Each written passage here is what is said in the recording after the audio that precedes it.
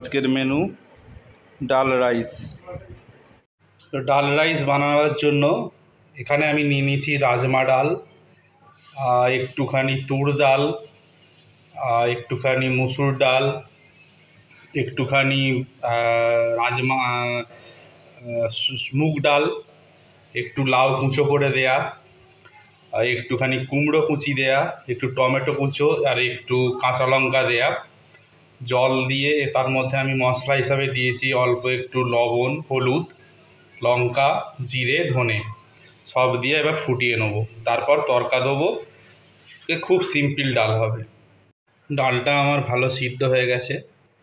এবার এটা একটু কাঁটা দিয়ে নিয়ে নেবো। কাঁটা দিয়ে নেবো, এইভাবে স্ম্যাশ করে নেবো, দিয়ে তারপর একটু তড়কা দেবো। ডাল কমপ্লিট। আমাদের ডাল রেডি।